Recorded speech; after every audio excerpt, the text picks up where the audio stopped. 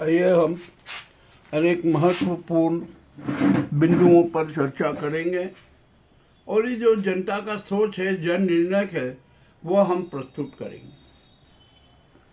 हमारे देश में वर्तमान में पत्रकारिता करना कठिन हो गया है, सच कहना कठिन हो गया है, जिंदगी जीना कठिन हो गया है, मानवीय मूल्यों की रक्षा करना कठिन हो गया है, सनातन धर्म की रक्षा करना कठिन हो गया है। हमारे भारत के अस्तित्व पर भयंकर प्रहार किए जा रहे हैं, उसके अस्तित्व को मिटाने की पहल की जा रही है। भारत के साथ खुला विद्रोह किया जा रहा है, खुली गद्दारी की जा रही है, उसके साथ क्रूरता बरती जा रही है। और इस स्थिति के लिए हमारे देश के राजनीति धर्म के पंडे गुंडे हैं, और वही लोग हैं जो संस्कृति के ठेकेदार बनते हैं, सनातन धर्म के उपेक्षा करते हैं, नाजीवादी कोंकणी हिंदू गेम धर्म को स्थापित करना चाहते हैं, हिंदुत्व के ठेकेदार हैं, हिंदू के ठेकेदार हैं। इन लोगों के काली कर्तृत्वों के कारण भारत के अस्तित्व पर संकट है। आइए अब मैं सब बात हम स्पष्ट बात करते हैं। मामला बड़ा रोचक है, अब हर तरीके से आप देख लीजिए। यहाँ पर 25 दिसंबर को समूचे विश्व में क्रिसमस पर्व मनाया गया। भारत में भी बड़े जोर शोर से क्रिसमस पर्व मनाया जाता है, इसमें कोई शंका नहीं है। किंतु यहाँ पर भारत के जो धर्मनिरपेक्षता का परिवेश है ना, उस पर प्रहार किया गया। अरे अनेकता में एकता हमारा सूत्र है, वसुधैव कुटुंबकम हमारा मुख्य सिद्धांत है। उस सिद्धांत के खिलाफ यहाँ पर 25 दिसंबर और उसके 2 दिन पूर्व, 1 दिन बाद सारे नाटक किए गए। ये नाटक किसने किए, किसी से छिपा नहीं है, सब कुछ स्पष्ट है। परंतु इस नाटक का प्रभाव क्या हुआ आपको पता है? मामला तो बड़ा गंभीर हो गया। विश्व के 120 क्रिश्चियन राष्ट्रों ने भारत की आलोचना की, और कठोर आलोचना की। इतना ही नहीं, मुस्लिम राष्ट्र हैं, उन्होंने भी भारत के इस वर्तमान जो नाजी और जो चिंटू और उन्मादी चिंटुओं ने जो नाटक किए ना, उसकी निंदा की गई। मुस्लिम देशों में भी क्रिसमस पर बड़े शान से मनाया गया, हर ढंग से मनाया गया। वहाँ पर किसी प्रकार की कोई घटना नहीं हुई, सबने एक दूसरे का सम्मान किया। करना भी चाहिए और ऐसे होना भी चाहिए, परंतु हमारे भारत में ऐसा नहीं हो रहा है। यहाँ तो इस जो नाजी गैंग का कोंकणी धर्म है ना, हिंदुत्व, उसको स्थापित करने का पहल की जा रही है। उसके नाम पर कितने घिनौने कृत्य किए जा रहे हैं, ये किसी से छिपा नहीं है। मैं तो यहाँ मोहन भागवत जी ने जो भी कहा कि भारत हिंदू राष्ट्र था, मैं तो उनसे सवाल कर रहा हूँ कि आप बताइए कि भारत में सच्चे हिंदू कितने हैं? आपको जवाब देना पड़ेगा। हिंदू कोई धर्म नहीं है, हिंदू तो पूर्ण जीवन जीने की कला और विधा है। आप उसकी रेखा को भी मिटाना, उसके अस्तित्व पर भी हमला करें। और आपके ये पालतू चिंटू है ना, ये बजरंग दल है, वीप है, और जो ये हैं, ये सब आपके ही तो पाले हुए।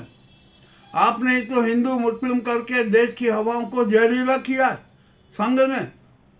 ये भी किसी से छिपा नहीं है, आप बच नहीं सकते। चलिए, अब जो भी हो रहा है ना, 120 हमारे तो समूचे विश्व में भारत की आलोचना हो रही है इस घटनाओं के कारण, और इस घटनाओं के जवाबदार हमारे ये धार्मिक चिंटू हैं, राजनीति और धर्म के पंडे और गुंडे हैं। अब ये भारत की 147 करोड़ जनता इतना घिनौना स्वरूप पसंद नहीं करेगी, ये भी मैं खुले रूप से कह रहा हूँ। और आज एक बहुत बड़ी है जनता की जो भावना वो प्रस्तुत कर रहा हूँ, और वो यह है कि मोदी, अमित शाह और ज्ञान कुमार, इनको तो तत्काल पद से त्याग पत्र दे देना चाहिए। यह 100 बात की एक बात है। अब हम जनता, देश की जनता किसी प्रकार की कोई बात सुनना नहीं चाहती। यही हमारे देश के हत्यारे हैं, संविधान के हत्यारे हैं, सनातन धर्म के हत्यारे हैं, मानवीय मूल्यों के हत्यारे हैं, न्याय विधा के हत्यारे हैं, नैतिकता के हत्यारे हैं। और ये इतने बेशर्म है, इतने बेशर्म है, इतने अहंकारी हैं कि इन्हें अपने अपराधों पर भी शर्म नहीं आती। बहुत निहायत बेशर्म है। ये 147 करोड़ जनता का जनादेश है कि इन्हें किसी भी पद पर बैठने का अधिकार नहीं है। इसी वक्त तत्काल त्याग पत्र दे, परंतु नहीं देंगे।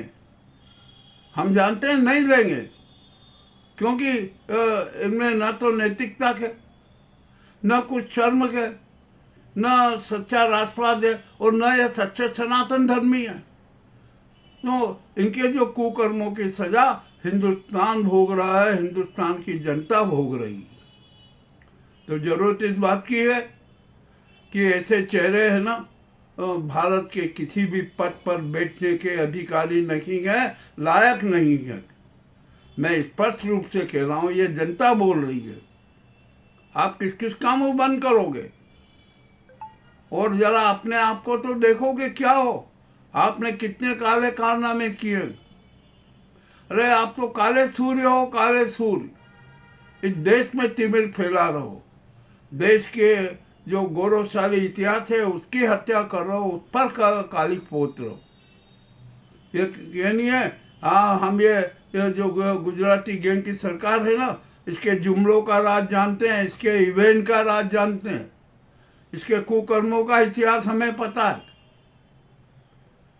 ये कितने बहुरूपी है इस बात की भी जानते हैं। इनके मन में क्या है हमें ये भी पता है। और ये संविधान की हत्या करना चाहते हैं, प्रजातंत्र की हत्या करना चाहते हैं, और कर रहे हैं, इसमें भी कोई शंका नहीं है।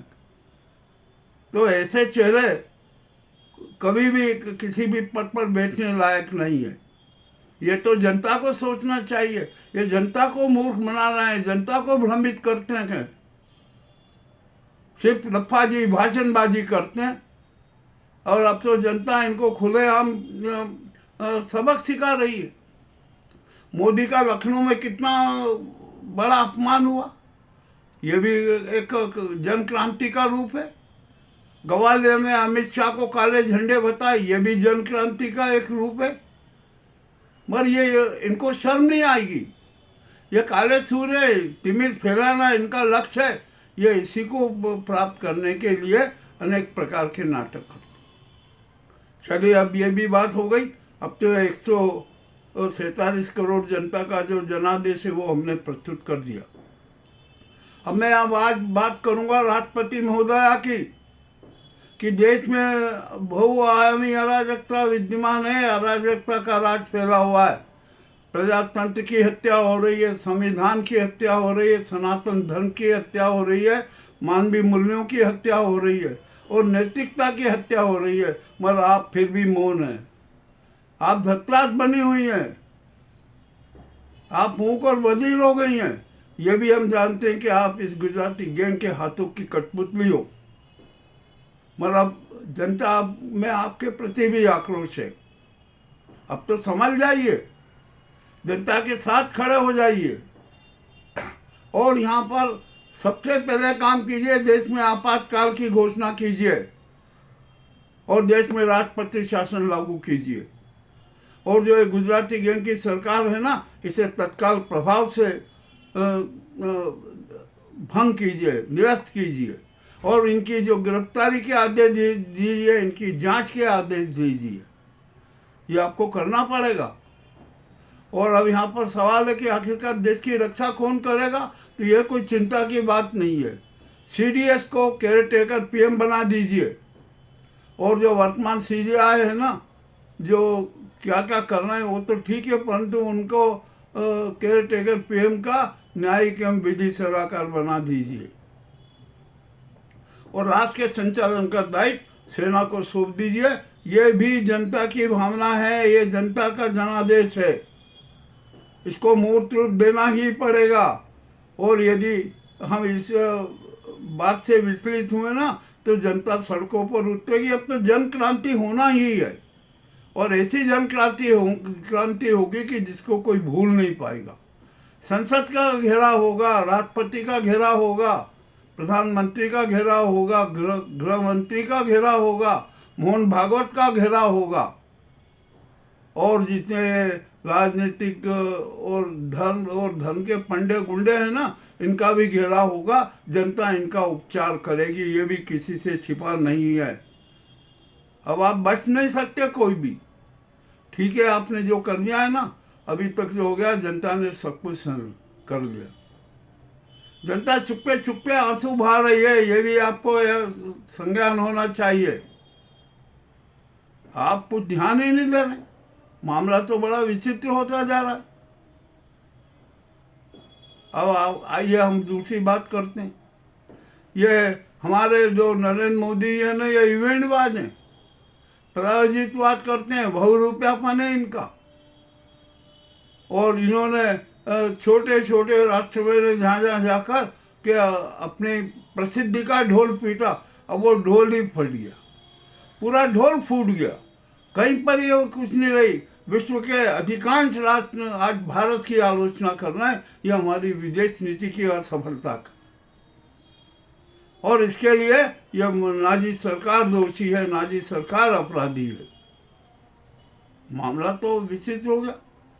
अब आप आइए, यहाँ पर हम भारतीयों का चरित्र भी विदेशों में गिरता जा रहा है। मामला है डिपोर्ट का।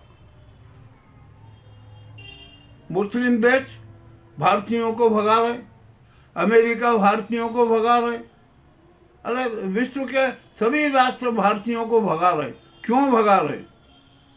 क्या ऐसी कमियां हैं?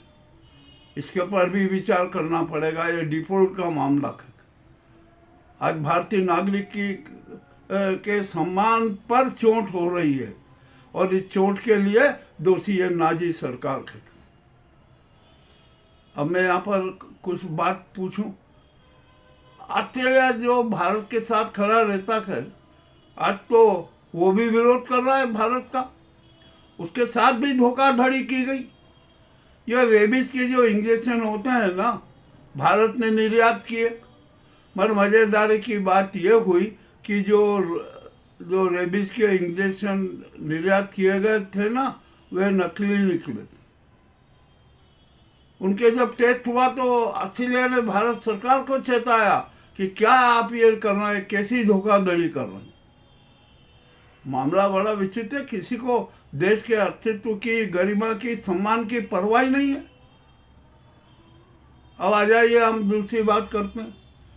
एक यहाँ पर प्रजातंत्र की छाती ढंग से हत्या करना इस गुजराती गैंग का तो सबसे बड़ा अपराध है। और एसआईआर के नाम पर क्या क्या किया गया। अब सारे भंडाफोड़ हो गए, इतने भंडाफोड़ हो गए कि अब ये बच नहीं सकते। आज ही अब जो एसआईआर के नाम पर एक बड़ा लेटर लीक हो गया। यह ज्ञानेश कुमार है ना, ये तो इस गुजराती गैंग का बंधुआ मजदूर है, गुलाम है। इसने एक अपनी साइट बना रखी। मैं तो उसको कहता हूँ, ये संजय है ना, हमारे यहाँ जो महाभारत में संजय काल में था ना, संजय जो देखता था और धृतराष्ट्र को बताता था, वैसे ये इन्होंने एक संजय वेबसाइट बना ली। अब किस प्रदेश में कितने लोगों के नाम काटना है, वहाँ के ईआरओ को कोई मतलब नहीं, बीएलओ को कोई मतलब नहीं। मतलब तो खाली ज्ञानेश कुमार के जो वेबसाइट है, संजय वेबसाइट, उसका है। ये यहाँ से नोटिस बना के भेजते हैं कि इतने इतने लोगों के नाम काट दिए, सबके नोटिस भी जारी कर देते हैं, जबकि ये काम इनका है नहीं। वो तो जो ईआरओ हैं राज्यों के, यह दायित्व उनका है परंतु यहाँ तो ये पहले से ही सूचना पत्र जारी कर देते हैं, चौका नोटिस दे देते हैं, ये मामला भी उजागर हो गया। तो ये आखिरकार शातिर खेल ही हुआ ना, प्रजातंत्र की हत्या का सबसे बड़ा प्रमाण हो गया कि आप कैसे लोगों को, मतदाताओं के नाम काट रहे हो बिना जांच के। और जो ERO है उसको भी कोई संज्ञान नहीं, BLO को भी कोई संज्ञान नहीं, आप अपने यहाँ से नोटिस भेज लो। तो ये नोटिस है ना, इस नाजी गुजराती गैंग ने तैयार किए हैं। ये सारा का सारा भंडा और जो हुआ कि इसके दोषी मोदी और अमित शाह। बंगाल में एक सारा कांड उजागर हो गया, अब तो ये पत्र भी आ गया, सब कुछ हो गया, मगर अभी भी ये बेचैन ज्ञान कुमार अपने पद पर बैठा, इसको भी नहीं बैठना चाहिए। तो भी जो हो रहा है, जब क्या किया जाए, ये तो हमारा हिंदुस्तान है ना। मैंने इसीलिए आपसे कहा था कि यहाँ पर सच कहना कठिन हो गया कि मामला बड़ा विचित्र हो गया कि जिंदगी जीना कठिन हो गया कि हमारे देश में जितने भी प्रदेश हैं वहाँ के जो परिवार हैं वो भी ठीक ढंग से नहीं जी सकते, सो नहीं सकते, घर में बड़ी बेचैनी फैली हुई है। ये हमारा विकास हुआ है, ऐसा विकास हुआ। दम भरे हमने वो किया, ये किया, अरे झूठ की भी सीमा होती है। अब तो झूठ भी इनके सामने शर्मा रही है कि अरे हमारी मर्यादा का तो ख्याल रखो, इतना झूठ तो मत बोलो कि हमें शर्म आने लगे। अब ये तो झूठ बोलते जाना है, बोलते जाना है और बोलते जाएंगे। इनका तो लक्ष्य है कि भारत की हत्या कर दी जाए, भारत के स्वरूप की हत्या कर दी जाए, उसके अस्तित्व की हत्या कर दी जाए, उसके गौरव की हत्या कर दी जाए और सनातन धर्म की हत्या कर दी जाए। तो हम यहाँ पर बड़ा विचित्र खेल हो रहा है। ये हमने आपको जो इतने मुद्दे दिए ना, ये कोई नए मुद्दे नहीं है। जो अभी घटित हुए हैं ये कोई परिकल्पना भी नहीं है, जो घटित घटनाएं सामने आई है ना, ये उसका स्वरूप है। अब आइए, एक बहुत बड़ा कांड उजागर हुआ, वो केक ने उजागर किया कि जो कुशलता के नाम पर 10,000 करोड़ में घोटाले हो गए, सब काम फर्जी, पूरा फर्जी, बैंक अकाउंट फर्जी, फोटो भी फर्जी, न जाने क्या क्या फर्जीपन के हुआ है। मरिया जवाब नहीं दे रहे और उल्टा कह रहे कि नहीं हमने तो पारदर्शिता के साथ किया। अरे भैया आप ये बताओ, कौन सी ऐसी बैंक है कि जिसके खाते नंबर 1 हो, जिसके खाते नंबर 1 2 3 4 5 6 7 8 हो? ये तो सरासर नाटक है ना। क्या हो रहा है ये देश में? केक के उसका जवाब देना चाहिए। जब अरविंद केजरीवाल के खिलाफ जो केक के आरोप थे ना, जब आपने उसकी जांच की तो कहा था कि अरे केक के सारे आपत्तियों को जवाब देना था। अब जवाब कितने को दिया हमें तो नहीं पता, परंतु केक ने आपके खिलाफ भी जो आरोप लगाए ना, उनका तो जवाब दीजिए। मामला बड़ा विचित्र हो गया। अब मैं एक बहुत बड़ी बात आपको बताना चाह रहा हूँ और वो है आदित्यनाथ। पहली बात तो ये कि आदित्यनाथ योगी कैसे हुए, ये सबसे बड़ा सवाल है। मैं तो उन्हें योगी नहीं मानता। योगी होने की एक भी शर्त वो उन पर लागू नहीं है, वे उसकी पालन ही नहीं करते। योगी झूठ बोलता है, योगी हिंसा करवाता है, योगी जनता को तकलीफ देता है क्या? कभी नहीं देता। वो तो हर मानव के, प्राणी मात्र के कल्याण की बात करता। तो आदित्यनाथ योगी नहीं है, ये तो सिर्फ आदित्यनाथ है। और अब तो इनके खिलाफ भी बड़ा विचित्र कांड होने लगा। इनका पूरा इतिहास यदि मैं खोलूंगा ना तो आप भी आश्चर्य करेंगे कि इनका क्या रिकॉर्ड रहा है। अब तो यहाँ पर आदित्यनाथ के खिलाफ उत्तर प्रदेश का पूरा ब्राह्मण समाज हो गया। यादव समाज उनके खिलाफ है ही, और जब ब्राह्मण और यादवों की युति यूपी में हो जाती है तो वहाँ पर बड़ा परिवर्तन होता और वह होगा।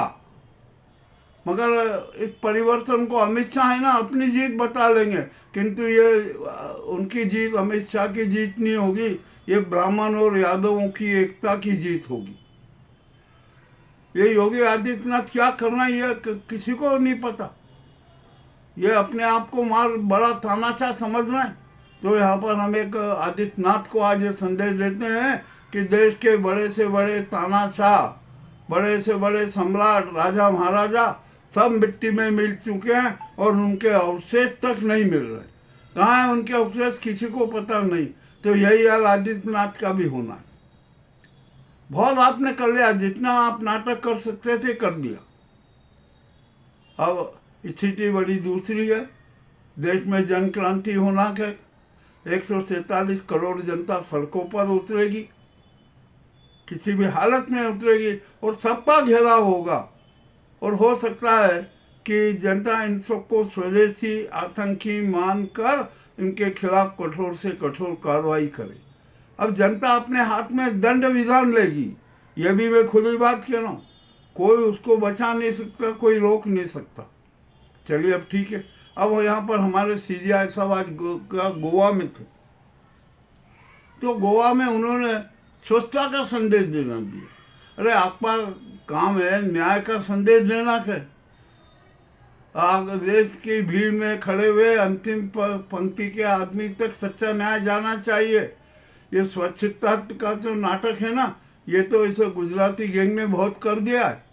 और उसके इस नाटक में भी क्या क्या खेले हुए हैं ये भी आपको पता नहीं। तो आप तो सच्चे न्याय की बात कीजिए। फिर एक वो समारोह में गए।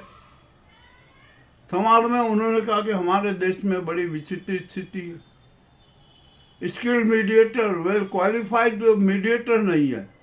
अभी मात्र 31,000 मीडिएटर हैं, और जबकि देश में को 2,31,000 विशेषज्ञ और प्रशिक्षित मीडिएटर की जरूरत है। अब ये कहाँ से लाओगे मीडिएटर? कौन लाएगा मीडिएटर? कौन वो करेगा? कौन किसको वो स्वार्थ से नहीं है, धन की कमाई से मतलब नहीं है। मामला बड़ा विचित्र हो गया क्या? तो CBI साहब, आप तो बहुत ही अच्छी बातें कर रहे हैं, तो आप तो है ना सेंगर के मामले में ही न्याय दे दीजिए। दिल्ली हाई कोर्ट की कितनी बेइज्जती हो गई, आप इस पर भी कह दीजिए। अब मुझे ऐसा लग रहा है कि सेंगर की जो जमानत हुई है ना, वो रद्द हो जाएगी। सेंगर जेल से बाहर नहीं आएंगे। ऐसा कदम उठा लीजिए। और जो घिनौने अपराध करने वाले हैं उनको मृत्यु दंड की सजा दीजिए। कीजिए ना आप क्रांति। ये आपको संदेश देना कि नहीं, ये देश में न्याय चलेगा, संविधान के हिसाब से देश चलेगा, ये सारे संदेश आपको देना है, दे दीजिए। आप गोवा से आए, अब 4 फरवरी को आप देंगे। अरे आपको तो पहले ही संज्ञान ले लेना चाहिए कि इस प्रकार का जो हाई कोर्ट में नाटक हुआ है ना, क्या हुआ है, इसके बारे में तुरंत संज्ञान लेकर उसी समय निर्णय दे देना था, तो न्यायपालिका की गरिमा बहुत बढ़ती। अब यहाँ पर अरावली मामले में भी आपने जो निर्णय दिए न किए वे पर्याप्त नहीं है। 27,963 अवैध उत्खनन हुआ है, सिर्फ 11% की कार्रवाई हुई है। तो सुप्रीम कोर्ट को आदेश देना चाहिए था कि अब तो ना तो कोई वहाँ पर उत्खनन होगा, और जिन 27,973 उत्खनन माफियाओं ने जो उत्खनन किया गया उन पर भी कार्रवाई होना चाहिए, कठोर से कठोर कार्रवाई होना चाहिए, और उनसे सारी रिकवरी होना चाहिए। यह आदेश दे दीजिए। देखिए न्याय के कितनी